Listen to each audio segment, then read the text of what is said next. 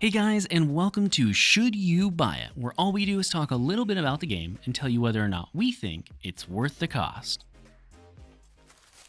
Oh, what the f? Oh god! Why?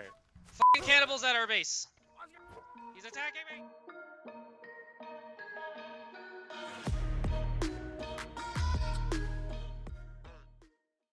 In this episode, we'll be playing Green Hell, the open-world survival game where you will have to survive in the brutal Amazon jungle with nothing but snakes, tigers, leeches, and if you're lucky, a few friends to keep you company. Now, the first question that we always cover in these videos is what stage of development is the game in?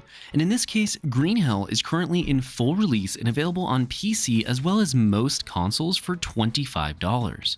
So what exactly is the game? Well, Green Hell is a brutal semi-story driven survival game that attempts to make the players feel as if they're trapped in the middle of the jungle with nearly no hope for survival. Green Hell also has tons of things that it does differently from its predecessors, but let's start by talking about the core survival gameplay loop. The core survival loop, like many games, starts by you simply trying to find food and water to keep yourself alive. This, however, is not as easy as it might sound though, as the game doesn't really tell you that much when it comes to how to find food or what kind of food that you need. You see, you'll have a watch that provides you with a variety of information. It has your standard watch things such as time and even a little compass built into it. However, the arguably most important feature that it provides the player with is the balance of different nutrients that you currently have. There are in total 4 different nutrients, including protein, fat, carbs, and water. If any of these reach too low of a level, then your max HP will be reduced and you will start to encounter some other negative side effects. Aside from your nutrition though, you'll have to watch out for your sanity as it will be an important aspect of the game throughout your entire playthrough. Sanity is pretty straightforward within Green Hell, as certain things such as leeches, for example, will reduce your current sanity level, while other things such as eating candy bars or cooked food will restore it. Should your sanity reach below a certain point, you'll start to have hallucinations. I don't want to spoil anything with this mechanic, as it is one of the more interesting ones to experience for yourself,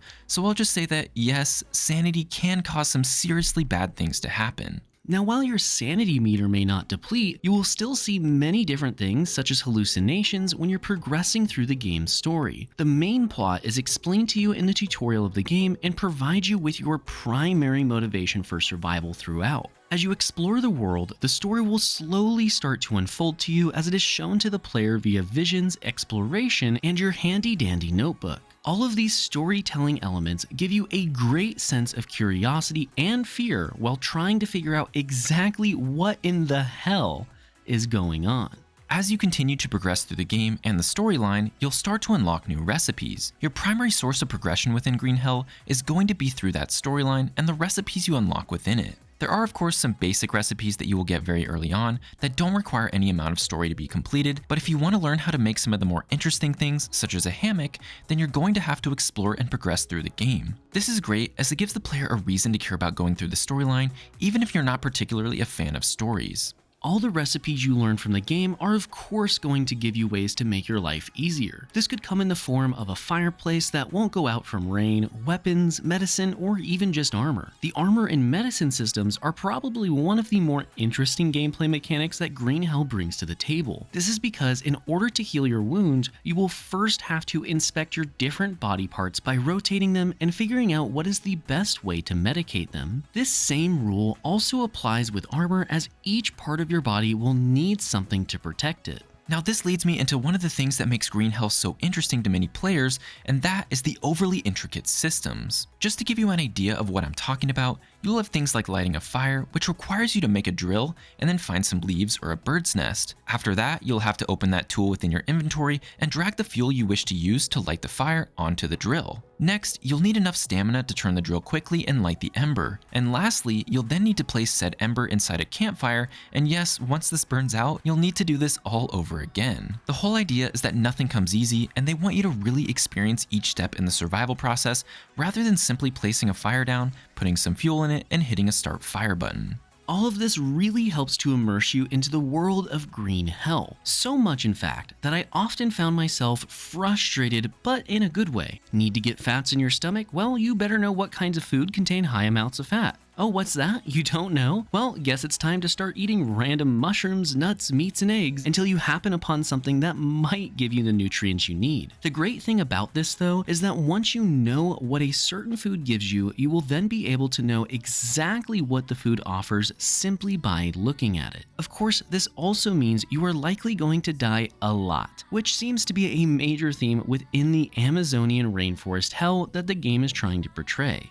Now before we move into the pros and cons, we would like to mention that if you hit the join button just below this video, you can get some cool perks for less than the price of a cheeseburger at your favorite fast food restaurant. In all seriousness though, any support makes a huge difference in the time and quality that we're able to put in each of our videos, and once again, to do this, just check out the join button down below. With that being said, first up for the pros is that the gameplay immersion is extremely well done, as it truly makes you feel that you are now stuck in the middle of a rainforest with little to no survival skills at your disposal. Yes, your character may be an educated man, but the game truly makes you feel that you, the player, are stuck in a rainforest and now have to figure it out all on your own. Next up for the pros is that the inventory system really helps to immerse the player into the game. While it can be a bit hard to get used to, once you understand it, it feels like a great way to prevent an immersion-breaking UI from being used. You see, rather than simply having the player open a UI that displays a carry weight limit or slot limits, it has an interactable 3D backpack that holds all of your inventory. There are specific slots for things like tools and weapons, while other pockets are dedicated to food and materials. Another pro is that Green Hell has a lot of replayability for diehard fans. This comes in the form of several different game modes and challenges, including a basic survival mode with no story, and a whole second story to play through. And finally for the pros is that this game truly doesn't hold your hand in a mostly positive way. Whether it be eating a mushroom, hunting an animal, or getting attacked by a native, there is always a sense of question about how you should approach each and every situation. Sure, you will eventually learn all the little tricks, but the journey to learning all those things is extremely enjoyable. Now it's time for the cons. First up is the fact that the game still has some kind of weird bugs in different situations. For me personally, I experienced a bug in multiplayer where basically nothing was rendering in, so I was unable to continue the game without reloading an old save. This was a little bit immersion breaking and a bit frustrating, but at the end of the day, it wasn't that big of a deal as I only encountered it one time and didn't really have any other major bugs along the way. Next is that the single player is honestly pretty darn brutal when it's compared to co-op. And the primary reason for this is that if you die in single player, you go back to your previous save point. Whereas if you die in co-op, you'll just go ahead and respawn at the nearest bed. And lastly for the cons is that the game is going to be kind of a love-hate relationship for many players. And what I mean by this is that this game is a game you are probably going to absolutely love or you're going to very quickly hate. And that's due to the fact that it's very tedious when it comes to progressing through the game or just building a shelter. To give you an example here, let's say you want to build a little tiny wooden shack. Well, you're going to have to chop down quite a few trees to get that to happen.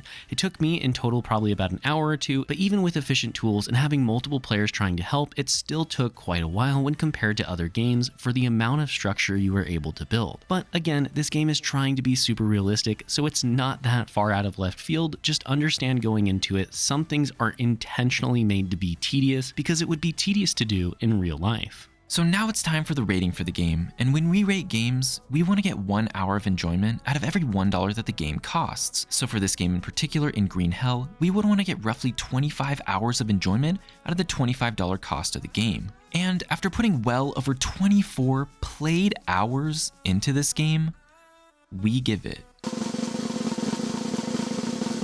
8 out of 10 potatoes. Green Hell was an incredibly stressful game, but what survival game is peaceful that's any good? The constant fear of death from so many different things, whether it be an animal, insanity, leeches, hunger, poison, or any number of other things, always keeps you on the brink of survival. And for many survival game players, that is often exactly what they want. Yes, the game can be very frustrating at the start, as you will most likely die quite a few times just trying to figure out what you should be doing and how you should be doing it. But that learning process is so enjoyable. It's not like many other survival games that just don't teach you controls, but rather this game lets you learn what is good and what is bad for yourself with all of the controls laid out in front of you right from the beginning of the game. Therefore, we feel that Green Hell is definitely worth the cost.